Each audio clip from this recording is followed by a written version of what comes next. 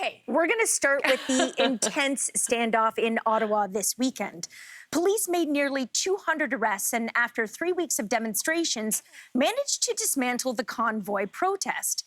But a columnist for the National Post writes that there were no winners here, only relief, sadness, and trepidation. So what is your takeaway from everything that we saw happen over the weekend? Well, this is something that obviously many of our viewers have been paying attention to. So I want to go to Facebook and a comment that was left by Katie. Katie shared with us that I'm exhausted from being glued to the news for days, soul weary and afraid for the future of our country. Thankful and relieved police were able to shut the occupation down. Katie, thank you for that. And thank you for being so descriptive. I feel like you described how I felt, which was a massive amount of relief, particularly on the weekend, because, you know, it was relatively uneventful, the clearing away of the occupation. And I felt like watching the news and watching it on social media, I was constantly being reminded of the prospect of violence. Is it going to get violent? Mm-hmm. We're standing by to see if it gets violent. It could get violent out here. We don't know if it's going to get violent.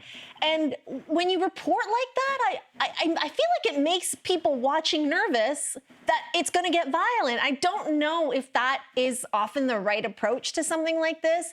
And then I feel like, and maybe it was just me, my read of it, but then there was almost like a disappointment that there was no violence because the story could have been bigger. I'm not saying that was everyone on the part of the media. I'm just saying that it just felt like that.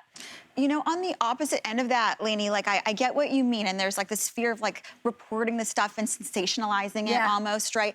And obviously, you know, TV stations want the views. And so how journalists handle this is really important. I get what you're saying. I think on the flip side of that, though, I found something completely different when I was watching it. And for me, you know, my family lives in Ottawa, so I was watching this really, really closely. And it was actually quite triggering to me, and I'll tell you why. When I was following a few of the reporters who were out there, and on their personal social media accounts, they were reporting about how they were getting harassed, getting yelled at. And that was so triggering for me as somebody who worked in the U.S. media. I worked as a news reporter in the United States when President Trump was in office. And that was during the whole fake news, the media is evil, like that was very potent in the atmosphere. And I remember feeling so unsafe as a reporter out there. And I would get harassed constantly, things thrown at us, things thrown at our live truck, to the point where I would actually take off the mic flag that had like the logo of our station. I would take that off of my mic when I was out in public just out of fear of being harassed. And I remember in those moments thinking, oh my God, I miss Canada so much. And so to see this happen. Yeah, well, look at us exactly. To see this happen now, I mean, it's scary, and it's also really, really sad that a reporter can't do their job without being called fake news or being paid to lie. That's interesting what you said, because I was watching, I don't know if Twitter was the right way to watch this play down, you know, because I was watching it on Twitter. And I don't think I would do that again. Let's hope there's not another time, though, that we will have to do this again. But what I found fascinating is the media that I follow on Twitter. There was a really loud voice, mostly from media of color, who were kind of fed up with sort of establishment media, you know, older media, white media, sort of saying, guys, I think we have a problem in Canada. I think there's a radicalization problem here. And they were sort of like, oh, is there? Like, welcome to Where my have you world. been? It's like a lot of Canada, it feels like, is just waking up to this and being scared by sort of what the journalists were going through. I don't know about you guys, but I'm scared now every time I see a Canadian flag. Like, I want to run. Yeah.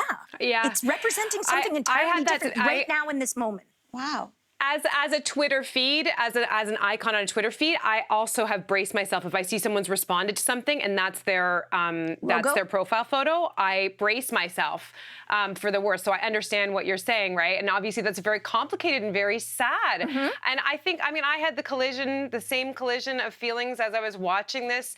And I mean, I can't help but think, though, that even though I'm sure we're breathing a sigh of relief, particularly those in Ottawa, it feels a little bit like you know, the equivalent of like when you're trying to clean up a mess and you just sweep it under the rug, like the dirt is still there. And like, I can't help but think like we haven't addressed the actual issue.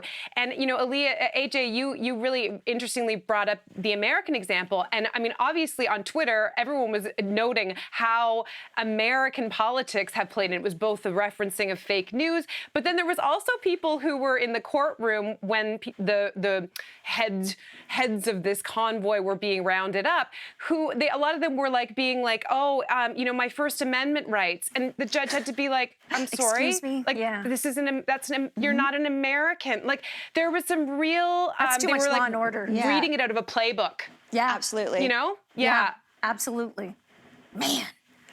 So Anyway. scary. Well, it's well, we've wrapped it up, and you know, obviously it's a sigh of relief, as Katie earlier on Facebook said, that there were no major incidents. But I don't think that, as all of you have said, the root of this issue is going away. We'll probably be dealing with it for a long time to come.